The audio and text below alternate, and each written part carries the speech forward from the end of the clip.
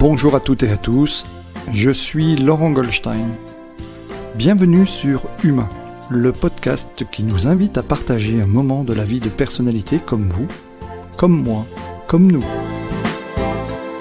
Tous ont accepté de faire un bout de chemin avec moi pour vous partager durant 1 heure leur humanité à travers la singularité de leur parcours et de leur chemin de vie. Bonne écoute!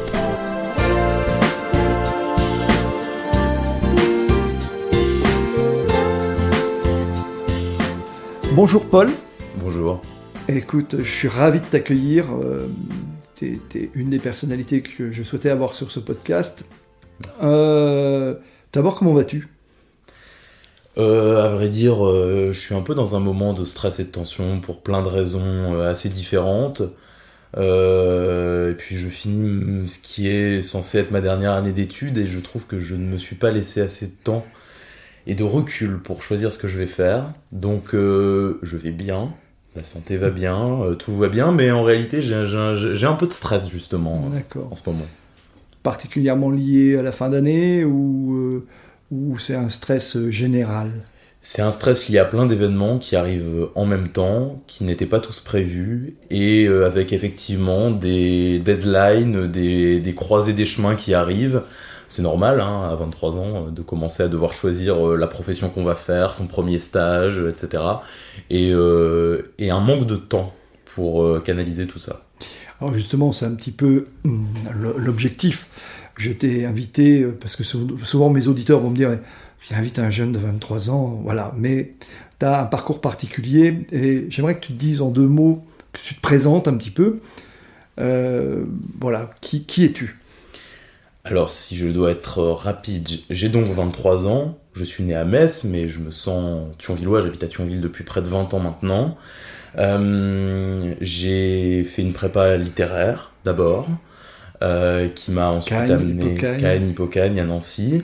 Des années que j'ai adorées, on en reparlera peut-être, parce que c'était des années de pression et de travail, qui m'a ensuite amené à Paris Dauphine, où j'ai passé une licence de sciences sociales avant d'intégrer un master de développement durable.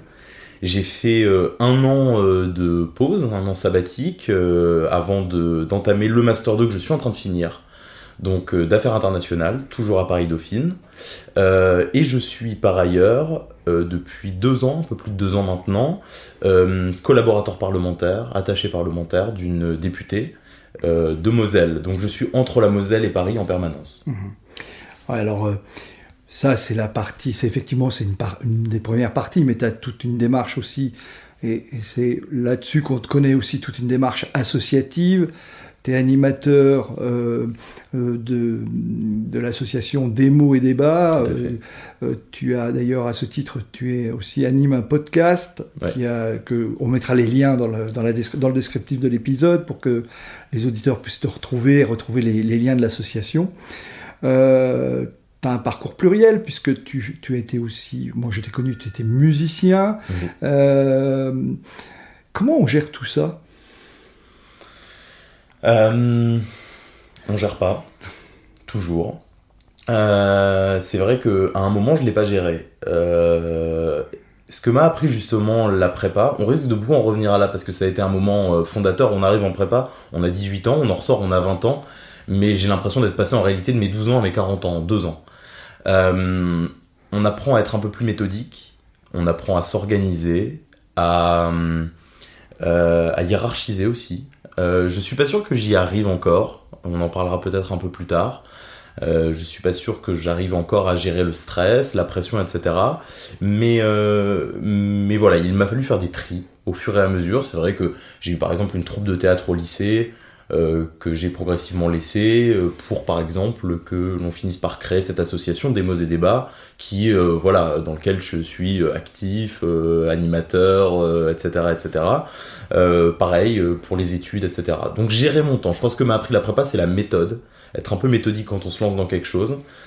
C'est pas du tout mon instinct et ma façon de faire normalement, mais c'est ce qui me permet, je crois, de tenir et de pouvoir faire tout ça. D'accord. Alors, parce que je te suis depuis quelques années par les réseaux sociaux, tu as aussi c'est d'ailleurs pour ça que je t'ai invité, parce que je me suis dit, faut vraiment qu'on passe un moment ensemble.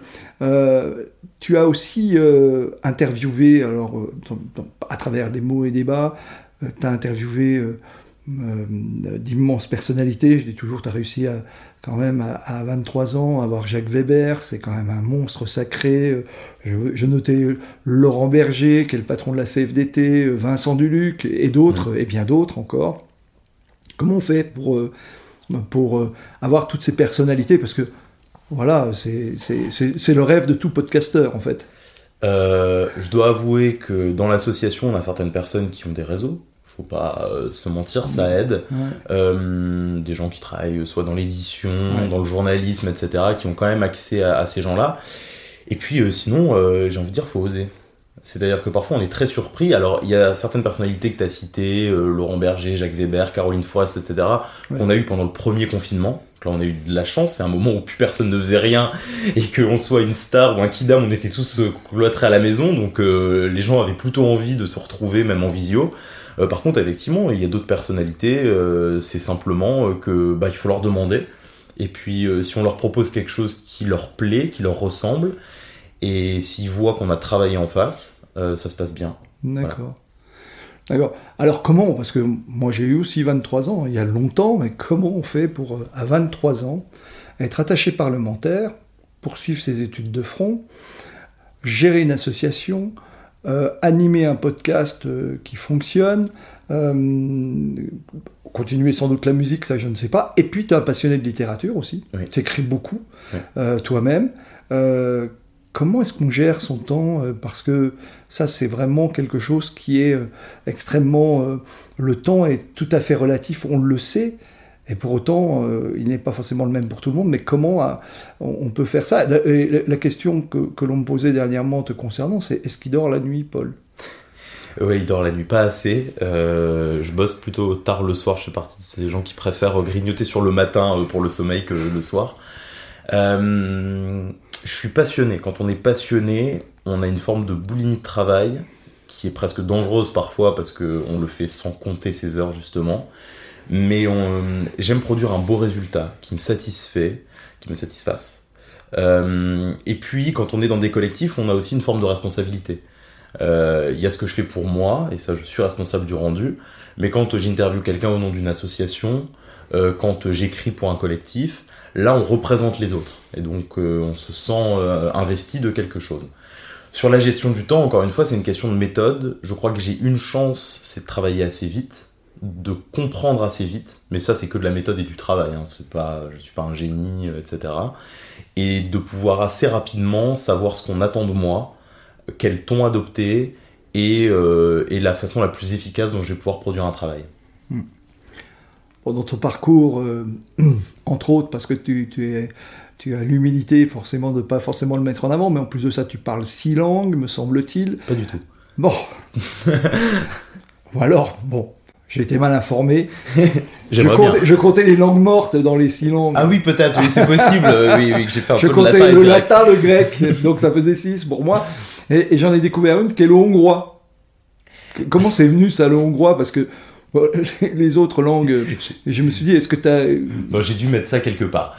Mais en réalité, c'est faux. Je suis très mauvais en langue. Je parle français plutôt pas mal. On va essayer. Je parle pas mal anglais, comme les gens de ma génération qui en sont abreuvés, un peu d'allemand, et pour le reste, un peu d'italien aussi, ça m'intéresse, je le comprends pas mal, parce que j'aime aussi aller très très souvent en Italie. Pour le reste, j'aime piocher. Et donc la Hongrie, c'est simplement que j'y suis allé, je m'y suis rendu, j'ai eu des amis hongrois qui ont d'ailleurs vécu ici, qui sont aujourd'hui repartis en Hongrie. Mais c'est pareil quand je vais en Catalogne, c'est pareil quand je vais dans n'importe quel pays, je me dis toujours, la moindre des politesses, c'est d'essayer d'apprendre un peu de la langue des personnes qui habitent là et d'essayer le minimum que je puisse, c'est de parler, pouvoir commander un café, etc. dans leur langue, de les saluer dans leur langue. Donc ce qui m'a amené à voguer un peu partout, mais je peux pas lire un texte en hongrois là comme ça. D'accord. Alors comment devient-on attaché parlementaire et d'où vient cette appétence pour la politique à une époque où beaucoup de jeunes s'en désintéressent? L'appétence pour la politique, elle vient de mes parents, clairement. c'est-à-dire que j'ai toujours baigné dans la politique. Eux-mêmes étaient engagés par ailleurs de manière très différente, hein, mais engagés, en tout cas ils avaient un avis. Donc très rapidement, ce sont les manifs, les débats politiques à la maison. C'est tout à fait normal pour moi de s'écharper sur la politique à la maison, avec un espèce de tempérament un peu latin qui fait que c'est aussi normal que ça monte très très haut et très très vite, que ça redescende aussi vite. Et puis toujours cette phrase qui m'a marqué dans mon enfance, c'est si tu t'occupes pas de politique, la politique s'occupera de toi. Donc si tu ne te mets pas à essayer de comprendre comment sont prises les décisions, voire essayer de les influer toi-même, bah, tu vas te faire avoir. On va les prendre à ta place, les décisions, et tu seras plus que sur ton canapé en train de râler devant ta télé. Et donc c'est ce qui m'a conduit très tôt à m'intéresser à la politique. Et puis attaché parlementaire, c'est simplement que la députée de la circonscription où j'habite, de la Moselle, lisait régulièrement ce que j'écrivais, me connaissait par ailleurs, savait que j'étais passionné de politique, et elle cherchait à ce moment-là quelqu'un pour lui écrire des choses. C'est principalement un travail de rédaction, le travail d'attaché parlementaire. Et voilà, c'est comme ça que je suis rentré dans la boucle. Ensuite, j'ai appris à faire plein de choses en rapport avec ce travail-là, mais la première tâche, c'était écrire, parce qu'on sait qu'en politique, la parole, c'est terriblement important.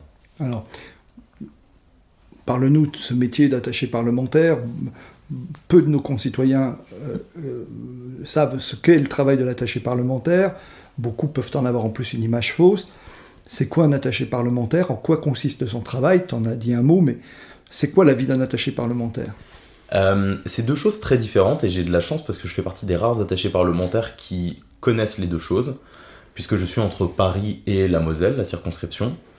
Il y a un travail à Paris, où on est dans les beaux bureaux de l'Assemblée nationale, qui est plutôt un travail d'amendement, qui est un travail de contrôle du gouvernement. Donc c'est être en commission, c'est voter, c'est être présent à tout un tas d'événements, de réflexions, etc.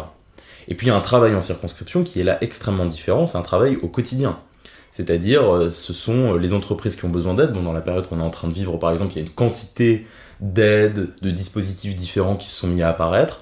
C'est simplement aiguiller les gens. Vous vous rendez pas compte le nombre d'appels qu'on a par jour, que ce soit pour un voisinage bruyant, que ce soit pour une demande de titre de séjour, que ce soit pour des profs qui se sentent en insécurité. J'en ai eu un cet après-midi.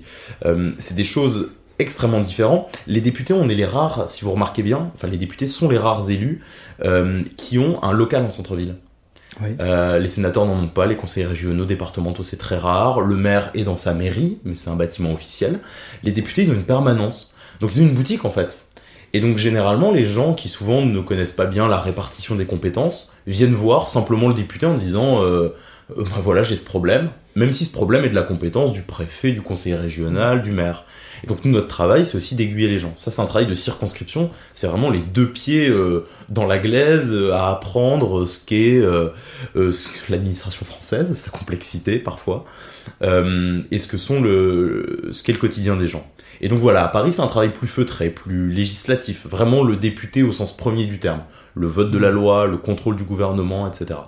Donc ce sont deux travaux, de tâches très différentes et qui sont très intéressants. Il faut savoir tout faire, il faut savoir faire de la com, il faut savoir écrire, il faut savoir faire un peu de juridique, il faut savoir recevoir les gens, essayer de bien les aiguiller. J'ai tendance à dire, pour plaisanter, que être attaché parlementaire, c'est être bon à tout faire de luxe, quoi. Il faut savoir tout faire. Porter le sac de la députée quand elle est en train de visiter une usine, et puis recevoir quelqu'un qui a un problème de naturalisation française. Et prendre tout ça avec le même sérieux et la même compétence. Alors, merci d'abord de nous avoir un peu expliqué rapidement ce qu'est le travail de l'attaché parlementaire. Une journée type d'un attaché parlementaire, quand il est à Paris, et en particulier à l'Assemblée nationale, c'est quoi ? Parce que nos concitoyens peuvent avoir aussi une vision fausse à travers les informations, voire c'est souvent l'hémicycle qui est vide, alors qu'en réalité, il me semble que tout le travail se fait ailleurs à l'hémicycle. Le plus important se fait ailleurs que dans l'hémicycle. Voilà, alors, comment ça se déroule, classiquement, le travail alors d'un parlementaire, mais d'un attaché parlementaire qui est à ses côtés. Je dirais qu'il n'y a pas de journée type du tout, vraiment pas. Je vous parle d'autant plus qu'en ce moment on est dans une période d'élection, donc c'est encore plus complexe.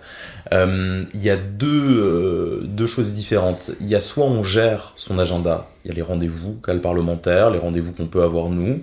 Il y a on est en plein dans une mission, dans le vote d'une loi sur lequel on s'est engagé, sur lequel on a déposé des amendements. Dans ce cas-là, on contrôle un peu son agenda. Et puis il y a l'écrasante majorité du temps où on se fait dicter son agenda par l'actualité, par le coup de téléphone. Donc la première chose le matin, c'est regarder ses mails, ouvrir le journal, répondre à un appel. Et en réalité, c'est à partir de là seulement que les jours, les semaines, les mois qui arrivent peuvent s'organiser. On est extrêmement poreux avec l'actualité. Je pense qu'il y a une obsession du politique, c'est le temps. Gérer le temps. C'est ce qui file le plus vite et c'est ce sur lequel il a le moins de maîtrise. Il y a tellement d'événements contingents qui peuvent changer la journée d'un député selon ce qui se passe dans sa circonscription, selon ce qui se passe à Paris. Donc ça, c'est extrêmement différent. Voilà. D'accord. Alors ce que je voulais dire juste, mais j'en profite parce que vas-y. Un podcast, on voit souvent les classements des députés qui sont sortis par le site nosdéputés.fr. J'en profite pour le dire simplement parce que quand tu disais tout à l'heure que le principal travail de député ne se faisait pas dans l'hémicycle, c'est vrai.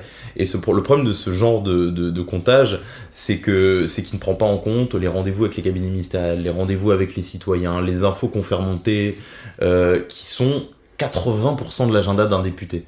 Et ça, je trouve ça toujours un peu injuste parce que je vois des députés bosser énormément et se retrouver tout en bas d'un classement, ce qui n'a pas beaucoup de sens. Ouais. D'accord. Oui, et donc ça, en plus, au regard de ce que tu dis, ça pourrait aussi donner une image fausse du travail du parlementaire à travers la petite lorgnette du journal ou du classement en question, c'est ça? Oui, c'est ça, c'est que ces classements-là mettent automatiquement en valeur des députés qui, déjà de l'opposition, parce que ça met en valeur ceux qui déposent le plus d'amendements. Donc, voyez, vous prenez, je sais plus, c'est la dernière réforme des retraites qui n'a pas été au bout, mais je sais plus, c'est 60 000, je crois, un groupe d'opposition avait déposé d'amendements qui étaient quasiment tous identiques. Vous pouvez déposer un amendement pour décaler une virgule. Et ben ça, ce sera plus mis en valeur que le député qui va avoir un rendez-vous avec le cabinet de Bruno Le Maire pour faire remonter la problématique de son association. Je pense que là, on est dans un déséquilibre qui a très peu de sens. D'accord. Ça a toujours été, j'imagine. Ah oui, bien sûr. D'accord. Mais aujourd'hui, c'est plus médiatisé, on va dire. D'accord. Et alors, comment on gère justement la pression médiatique et en particulier les réseaux sociaux?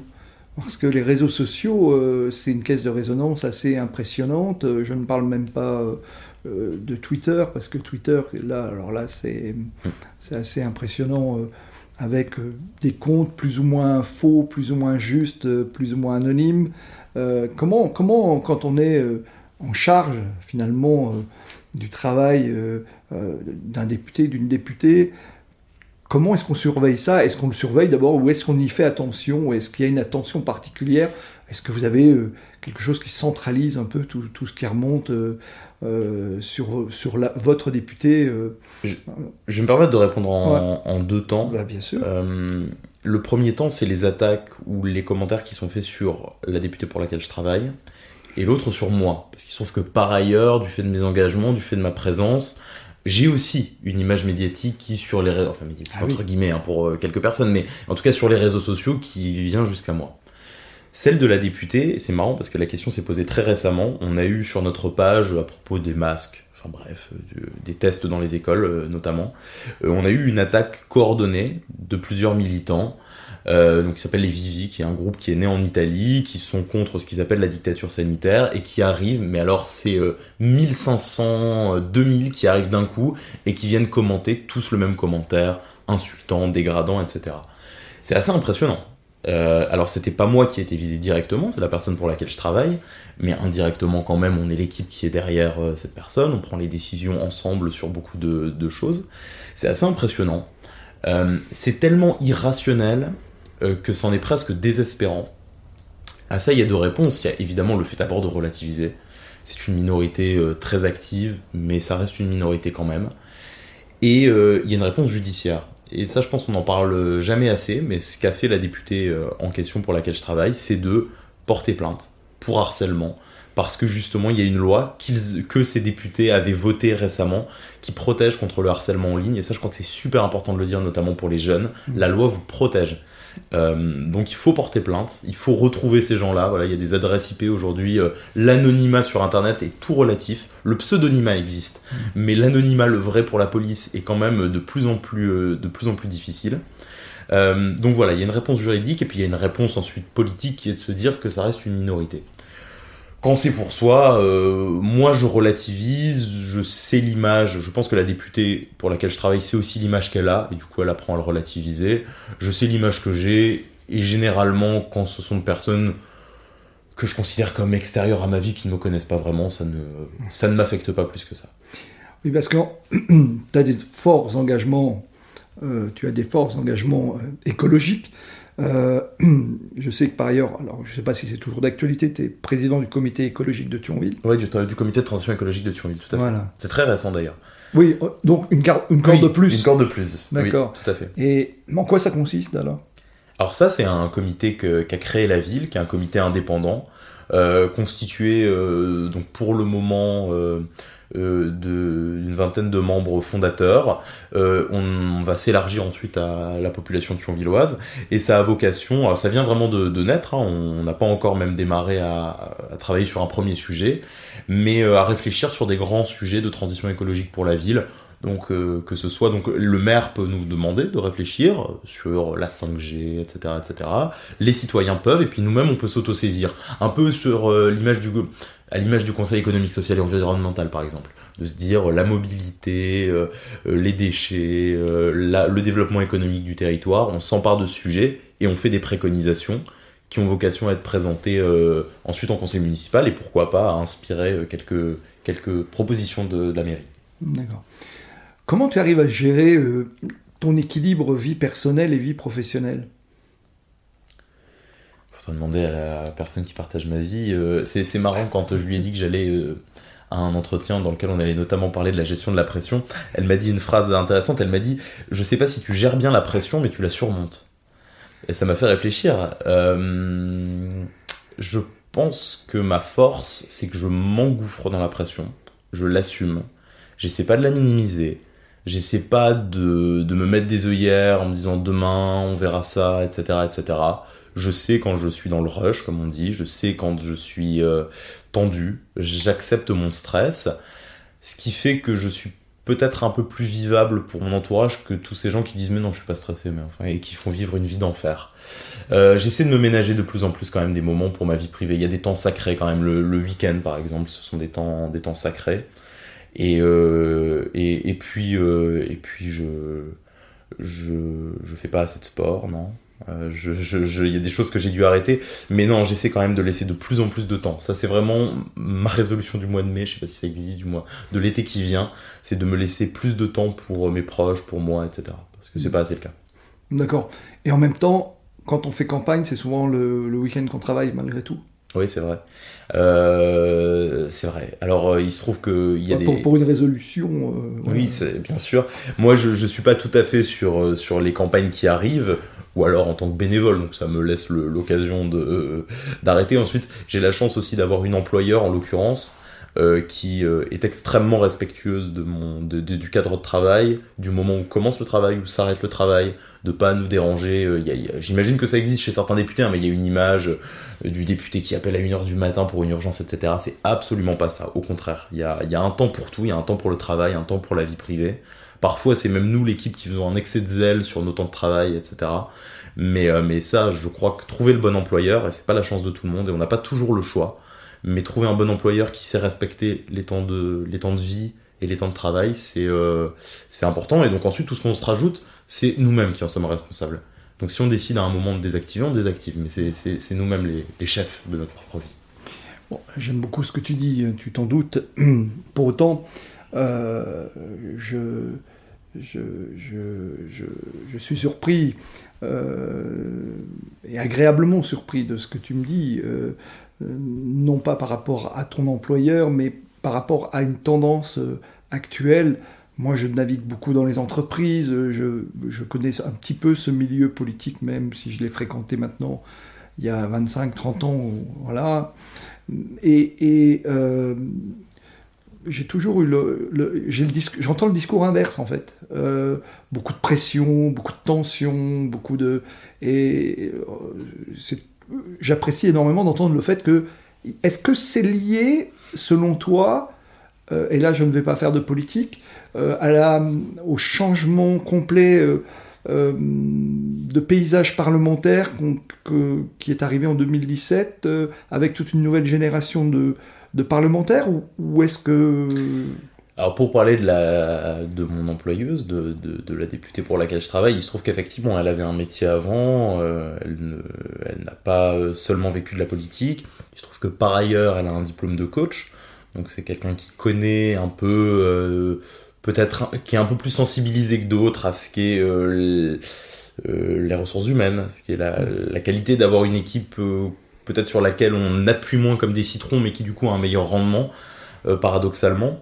Donc oui, je pense qu'il est possible que ça ait amélioré, et puis surtout, il y a une plus grande sensibilisation là-dessus. Faut pas non plus se mentir, c'est-à-dire qu'aujourd'hui, il y a des associations de collaborateurs, on passe tous par la médecine du travail, on a des énormes numéros dans les couloirs de l'Assemblée, en cas de harcèlement, en cas de mal-être, etc. Pareil à l'université d'ailleurs.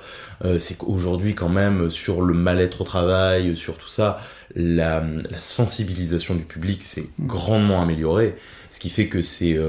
voilà, les gens parfois, je pense, pouvaient passer une carrière de merde, je vais le dire comme ça, sans jamais se rendre compte qu'ils étaient victimes de situations de mise sous pression, de harcèlement, etc.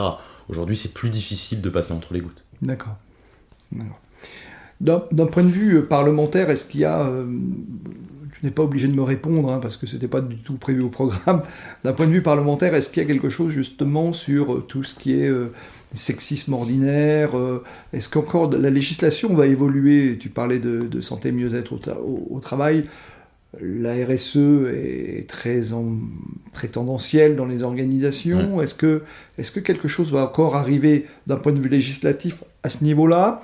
Et est-ce que on va aussi avoir une évolution? Je pense en particulier à la révolution du télétravail. Voilà. Est-ce que quelque chose est prévu aussi pour la régulation de ce télétravail?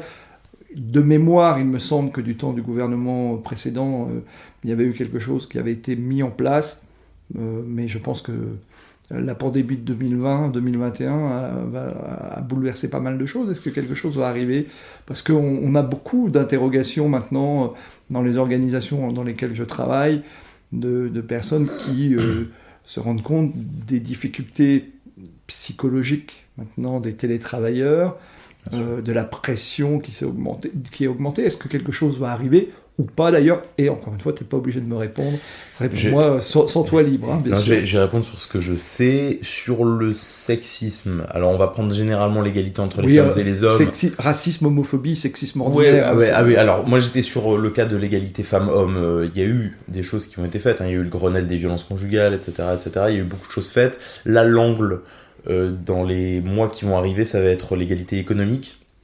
Il y a une proposition de loi sur l'égalité économique là qui arrive, notamment pour les familles monoparentales, pour les femmes, améliorer leur salaire, améliorer leur présence dans les conseils d'administration, aller encore plus loin que la loi Copé-Zimmermann. Donc tout ça c'est en train d'arriver, effectivement. Sur le télétravail, là il y a un énorme sujet. Je pense que effectivement, ça a été balbutiant jusqu'ici. Là, le fait que tout le monde y soit passé, et notamment que l'intégralité des 577 députés se soient mis au télétravail eux-mêmes à un moment avec leur équipe, a fait qu'il y ait une prise de conscience énorme. Donc oui, ça je pense que c'est le sujet majeur, non seulement de la campagne présidentielle qui arrive, mais aussi dans les territoires, de l'organisation d'espaces de coworking, parce que je pense que forcément il y a une part du télétravail qui va rester. Je me mets du côté de l'employeur, on peut payer moins cher parfois pour faire des choses qui peuvent se faire à distance, donc même si je souhaite qu'il y ait toujours une part de travail en présentiel qui existe, pour moi c'est super important, il y a une part de choses qu'on va totalement dématérialiser, la dématérialisation des services. J'ai un prof, El Moumoub, à Dauphine, qui est d'ailleurs président de Paris Dauphine, qui travaille là-dessus depuis très longtemps. La dématérialisation des services est une réalité. Aujourd'hui, il y a des cours à Berkeley qui se donnent depuis Nogent-sur-Marne et vice-versa. Donc ça va être quelque chose de révolutionnaire. Et sur la circonscription sur laquelle je travaille, on a un double problème qui est qu'on a une circonscription frontalière. Beaucoup de gens vont travailler au Luxembourg tous les jours et il y a un certain nombre de conditions d'accès à des choses fiscalement ou socialement qui sont conditionnées à un certain nombre de jours travaillés sur le sol. Merci pour toutes ces précisions, Paul. Est-ce que tu te souviens d'un geste, d'une parole, d'une rencontre qui a compté dans ton cheminement personnel, quelqu'un finalement qui t'a, j'ai envie de dire, montré la voie? Tu as parlé de tes parents tout à l'heure, sur la... Finalement, c'est même pas que je les ai rencontrés, c'est eux qui m'ont, c'est eux qui m'ont rencontré. Mais est-ce qu'en dehors de tes parents qui t'ont amené finalement la culture, tu parlais des débats à la maison, est-ce que tu as quelqu'un qui a compté et qui t'a poussé à être l'homme que tu es ou l'homme que tu es en train de devenir, puisque même si tu as déjà fait énormément de choses, tu es en pleine jeunesse, tu en parlais tout à l'heure. J'en ai plusieurs, je peux en citer plusieurs. Allez, t'as le droit. Il y en a une qui est vraiment importante, qui a été la première, c'est une amie de mes parents d'abord, qui s'appelle Brigitte Kuhl, dite Bisou, on l'appelait tous Bisou. Oui, qui était une artiste. Qui était une artiste peintre, tout à fait, professeur de dessin par ailleurs, qui faisait, vous pouvez aller chercher son nom sur internet, voir ce qu'elle faisait, mais elle créait des grandes toiles, elle a fait une série de réceptacles, elle a fait une série de chevaux, elle a fait des sculptures aussi, enfin c'était une artiste complète. Et donc voilà, moi j'ai passé mon enfance avec elle, qui était là, j'allais énormément chez elle, elle venait énormément chez nous, et c'est quelqu'un avec qui j'ai passé des heures à dessiner. Elle aidait à rendre possible tout ce qu'il y avait dans ma tête d'enfant. C'est-à-dire, j'arrivais chez elle, tata bisou, on fait, je sais pas, on va filmer les oiseaux, on va peindre, et elle rendait tout ça possible. Et pour un enfant, découvrir ça, découvrir la liberté créative, découvrir quelqu'un qui laissait la marge de liberté qu'il fallait, tout en donnant, évidemment, c'était une prof, tout en donnant la technique, tout en donnant comment améliorer ton dessin, comment améliorer ta vidéo, etc. Donc ça a été quelqu'un qui a été fondamental. Elle est décédée très tôt d'un cancer, il y a presque 10 ans maintenant. Ça a été quelqu'un de capital. Et les deuxièmes rencontres, je les mets tous ensemble, ce sont des profs. Parce que c'est vrai qu'on peut se dire, je suis né dans une famille où il y avait des livres, où il y avait de la culture, où il y avait de la politique. Je suis pas forcément un de ces enfants qui a eu besoin de l'école. Je pense que sans l'école, on m'aurait quand même appris à lire, on m'aurait quand même appris à compter, à me démerder dans la vie. Mais j'ai rencontré, alors que ce soit en musique au conservatoire ou que ce soit au collège et au lycée, j'ai rencontré des profs extraordinaires. Notamment parce que j'avais au lycée et au collège une petite troupe de théâtre avec un ami, on écrivait des pièces, on les jouait, etc. On faisait des trucs. Vous êtes même allé à Avignon aussi, mais ouais, on est allé à Avignon, etc., etc. Et il y avait vraiment à l'époque les profs et la direction pour lesquels tout était un problème. C'est-à-dire chaque proposition de deux jeunes, évidemment, des petits casse-couilles de quatrième qui venaient de leur proposer des pièces de théâtre dans le lycée et tout. Il y a ceux pour lesquels tout était toujours un problème. Et il y a les profs pour lesquels, un peu comme Bisou, un peu comme Brigitte Kuhl, en fait, tout était une opportunité de rajouter de l'exigence avec du travail, etc. Donc je peux les citer, hein. J'ai eu Madame Jacob comme prof de français, Madame Gervasoni comme documentaliste, Monsieur Gory en histoire. J'ai eu une prof incroyable, Madame Lefort en français, Monsieur Harry. J'ai eu Madame D'Agostini en philo. Tout ça, ce sont des profs qui chaque fois nous disaient d'abord, mais oui, bien sûr, avant de nous dire mais non, ça va être compliqué, ça va coûter cher, etc. Ils disaient mais bien sûr. Vous proposez une pièce, vous demandez de privatiser la moitié du lycée, de repeindre la cantine en jaune, de foutre des lumières pas possibles. Mais oui, on va voir ce qui est possible. Il faut que vous bossiez, il faut que vous soyez exigeants. Mais évidemment que c'est possible. Et j'ai eu aussi un prof de musique, qui était mon prof de contrebasse, qui s'appelle Monsieur Petiot, qui est vraiment, vous savez, le type de la chanson de Serge Lama, mon ami et mon maître. C'est mon ami et c'est mon maître, lui vraiment. C'est un génie absolu de la musique, qui a été formé à Vienne, etc., qui est prof toujours au conservatoire de musique de Thionville. Et c'est quelqu'un qui m'a appris qu'on ne s'éclatait jamais autant, comme tous les autres, qu'en travaillant, qu'en étant exigeant.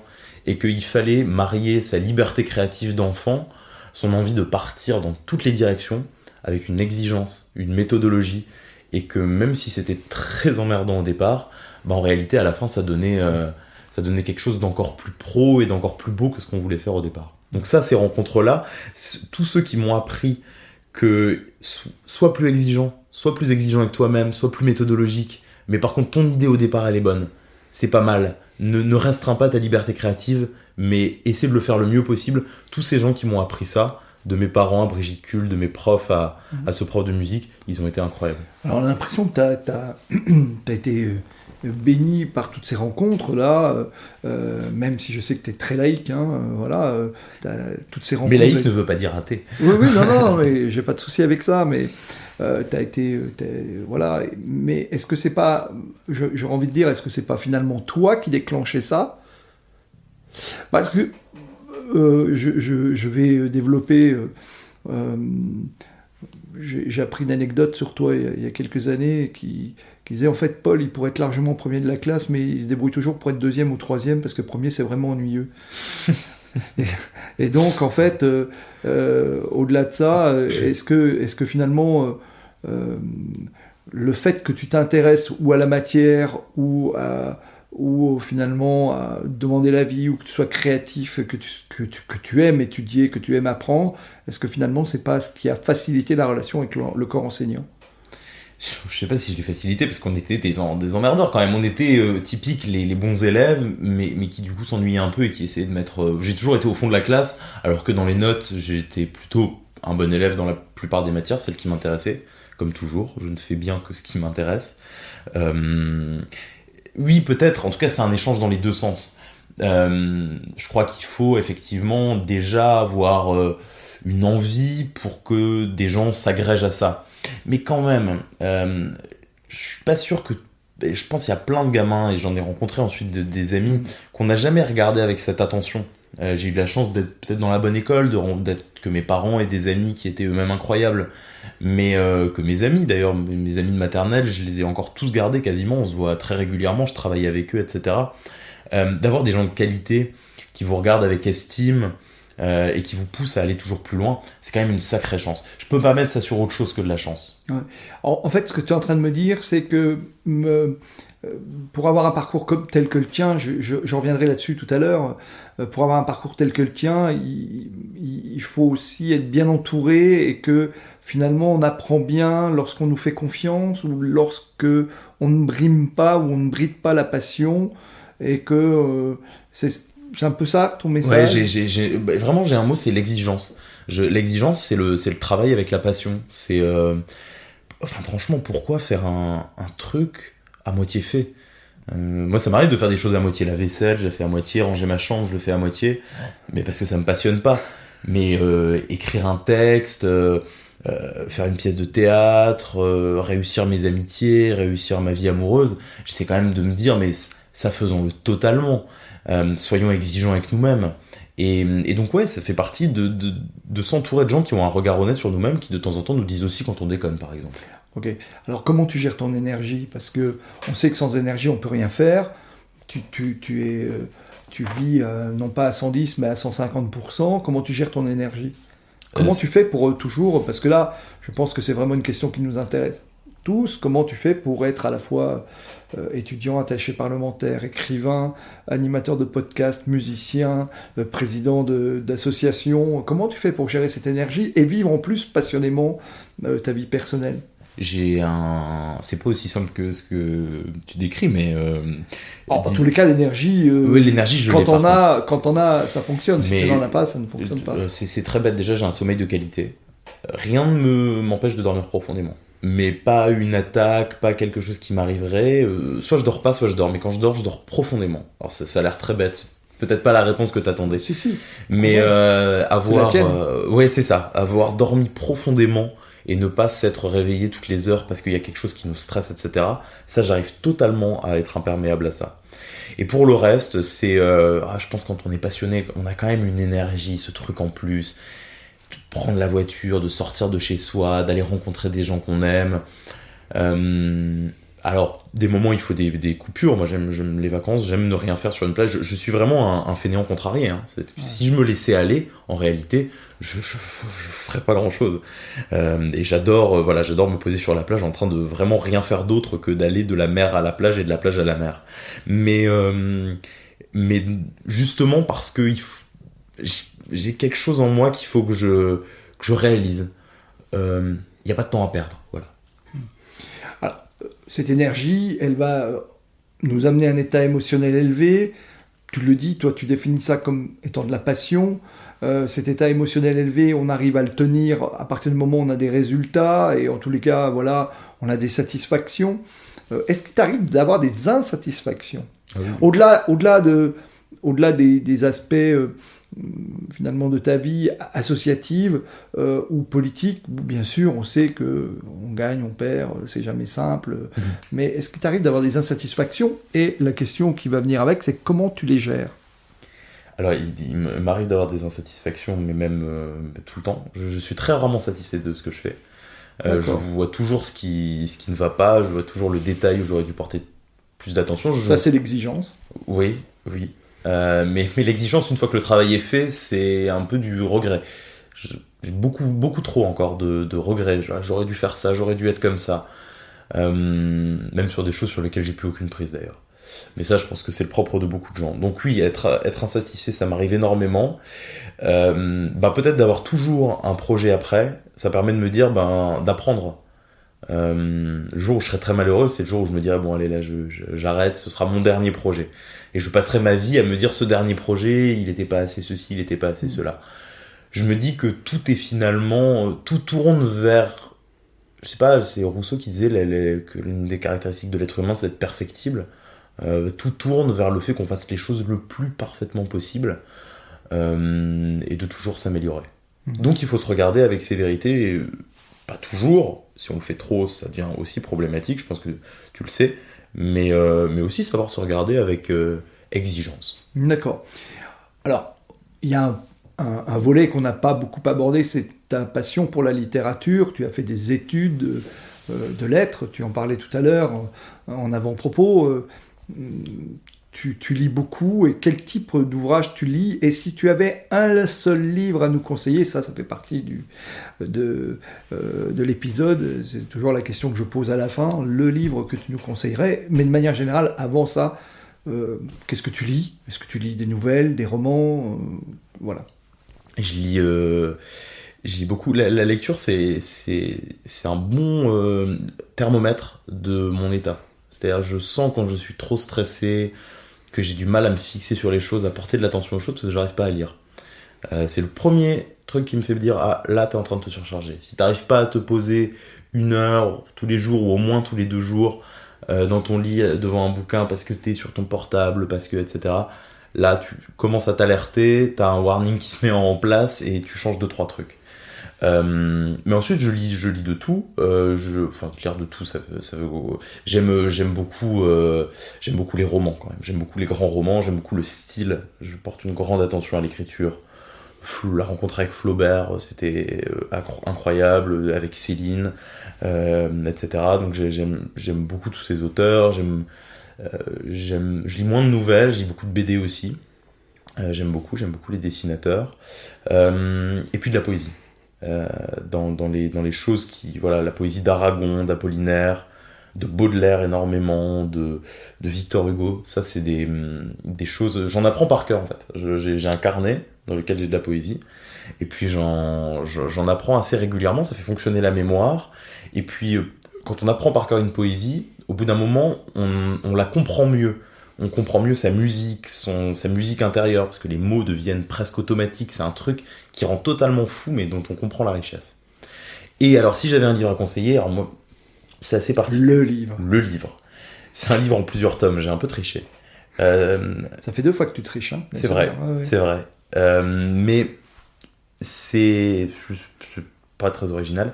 C'est La Recherche du temps perdu de Marcel Proust. D'accord. Qui est l'œuvre qui m'a bouleversé quand je l'ai rencontré au lycée, qui continue de me bouleverser, je le relis très régulièrement, il est posé sur mon bureau, je pioche dedans.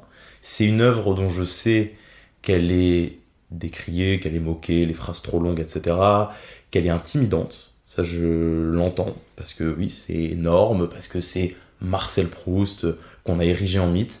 Je crois que pourtant, il faut y entrer très humblement, piocher par-ci, par-là, se familiariser avec une écriture. Je crois que c'est Françoise Sagan qui, quand ses amis avaient un chagrin d'amour, leur faisait une ordonnance en leur conseillant Marcel Proust matin, midi et soir. Ça aide à beaucoup de moments de sa vie. Il paraît, moi j'ai pas encore traversé tous les âges, mais il paraît que Marcel Proust est différent quand on a 17 ans, quand on a 30 ans, quand on a 40 ans. C'est un peu comme les cathédrales de Claude Monet qui, selon la lumière du soleil, changent totalement alors que la cathédrale reste pareille. Je crois que La Recherche du temps perdu, c'est une cathédrale et selon qu'on soit triste, joyeux, qu'on soit à la fin de sa vie ou au début, on y trouve quelque chose d'autre. Et surtout, on parlait de la gestion de la pression. J'écoute pas assez ma lenteur, je crois. J'écoute pas assez ma part de moi qui aime observer les choses et les gens. Et ça, c'est la recherche. La recherche, c'est l'histoire de quelqu'un qui devient écrivain. Je spoil la fin. C'est ça, sur des milliers de pages. C'est juste quelqu'un qui apprend à regarder le monde, à l'observer. J'ai noté juste une phrase de Proust, qui est dans le premier tome du côté de chez Swann. Écoutez juste cette phrase, vous vous rendrez compte pourquoi ça vous fait vous lever sur le lit et pourquoi il vous apprend à écouter mieux le monde. Quand par les soirs d'été, le ciel harmonieux gronde comme une bête fauve, et que chacun boude l'orage, c'est aux côtés de mes églises que je dois de rester seul en extase, à respirer, à travers le bruit de la pluie qui tombe, l'odeur d'invisibles et persistants lilas.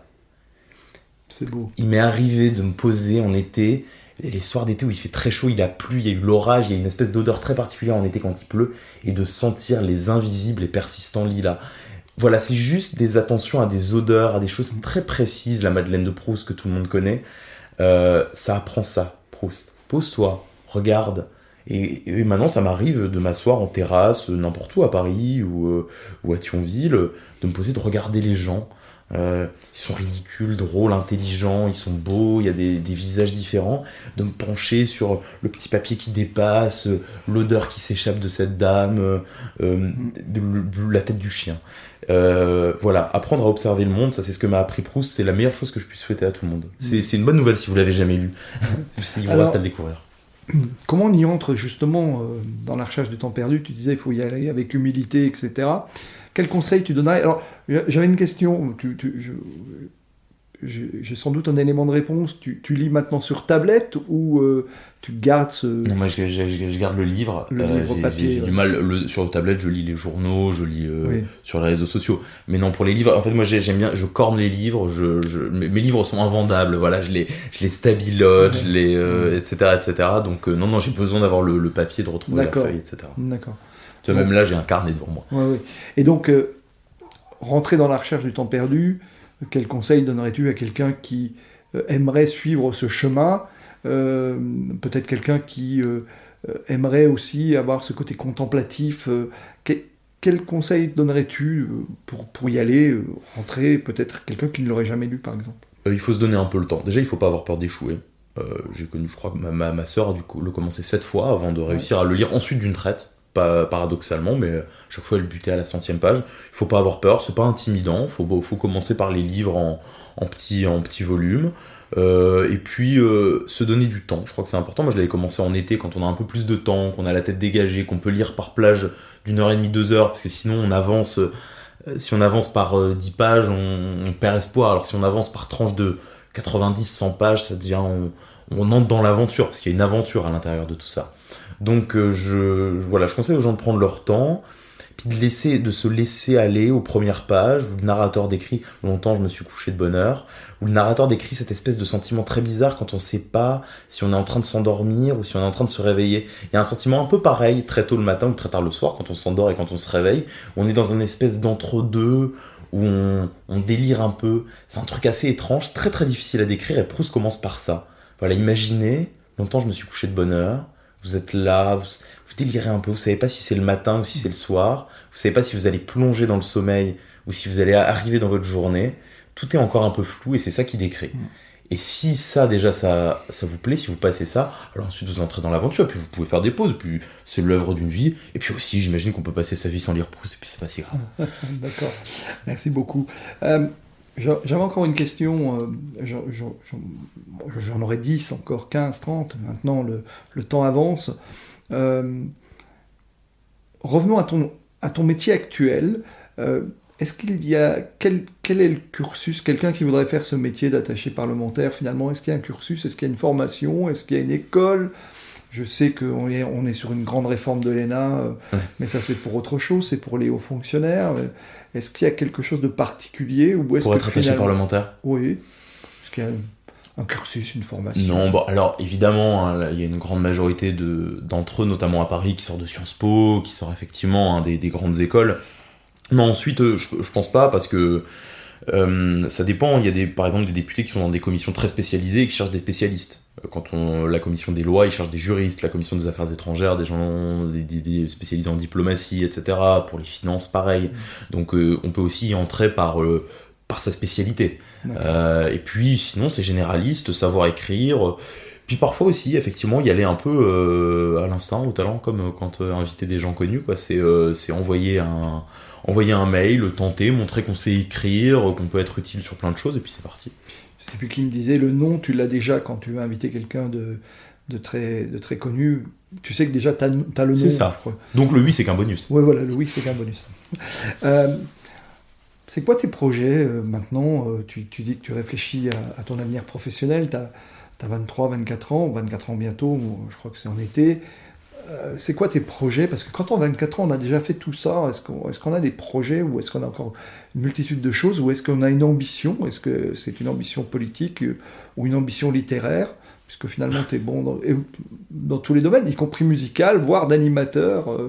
Non, justement, là, je suis en train de... Voilà, mon ambition, c'est de trouver du temps pour réfléchir à ce que je veux faire, parce que je finis mes études, que je veux pas être attaché parlementaire toute ma vie. J'ai pas vocation à ça, et qu'il faut que je choisisse comment je vais rentrer dans le monde professionnel et pour faire quoi, et voilà, est-ce que j'ai plus envie de l'entreprise, de la fonction publique, est-ce que j'ai encore envie de passer un concours, etc. Donc c'est quand même des questions qu'il faut que je tranche en ce moment.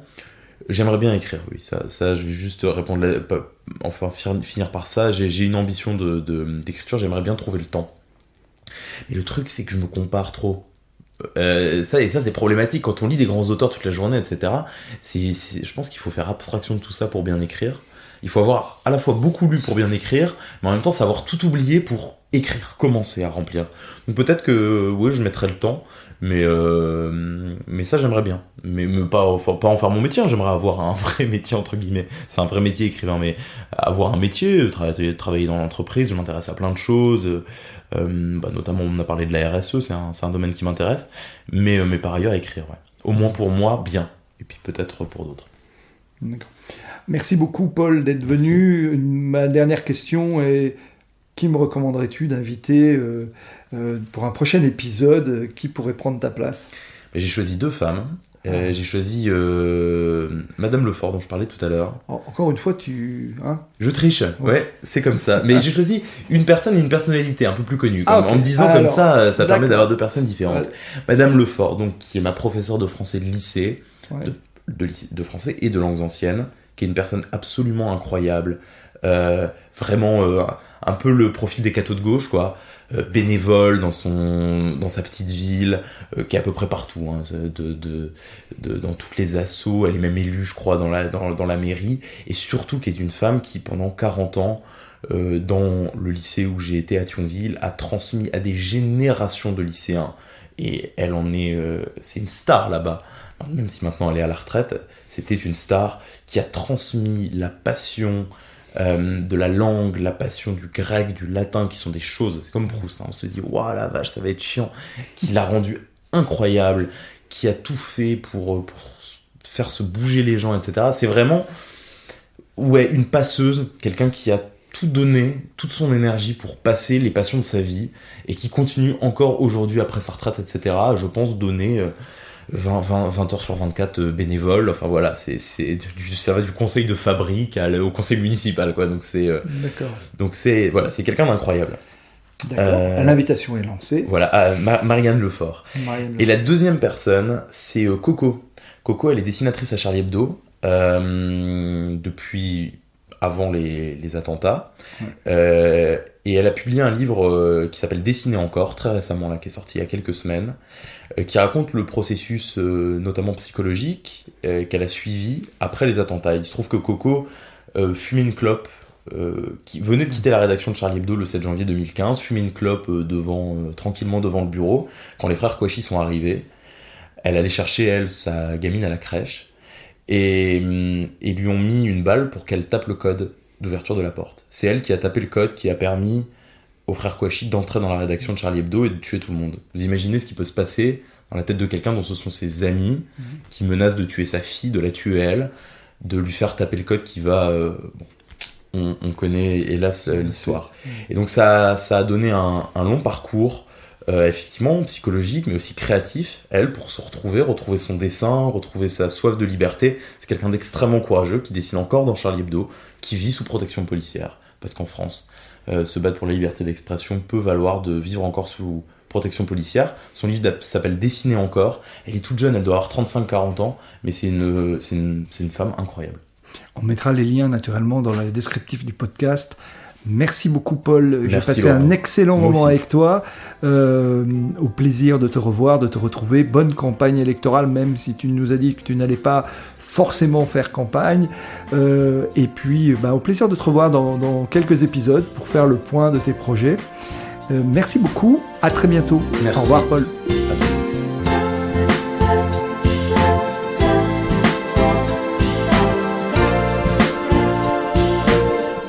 Merci d'avoir écouté cet épisode jusqu'au bout.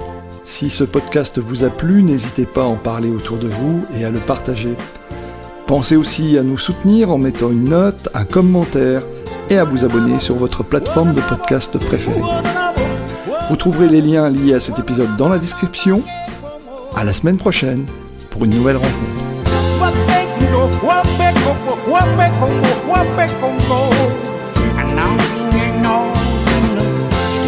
Stick it up my face.